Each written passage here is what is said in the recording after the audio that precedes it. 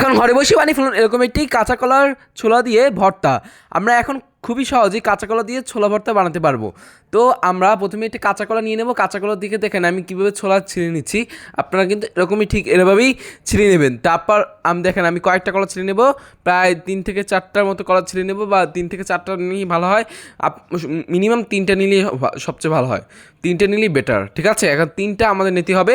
তারপর এটিকে আমরা পানি দিয়ে সিদ্ধ করবো প্রায় আধা ঘন্টার মতো দেখেন আমি সিদ্ধ করছি। আধা ঘন্টার মতো সিদ্ধ করে নেওয়ার পর এটিকে আমরা উঠিয়ে নেব।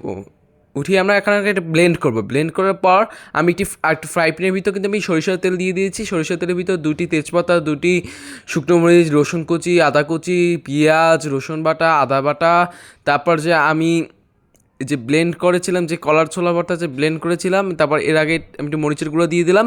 তারপর আমি দিয়ে দিলাম আদা বাটা, রসুন বাটা তো দেবই। তা আমি যে কলার ছোলা ভর্তা করেছি ব্লেন্ড করে, এই কলার ছোলার ভর্তা কিন্তু আমরা দিয়ে দেবো অবশ্যই, এটা দেওয়া মাস্ট, এটা আমাদের দিতেই হবে, না দিলে কিন্তু এটা হবে না, এটাই মেইন উপকরণ। তারপর একটু সামান্য লবণ অ্যাড করে, তারপর আমরা এই যে দেখেন একটুখানি মরিচ দিয়ে আমরা ভালো করে, তারপর একটুখানি চিনি দিব।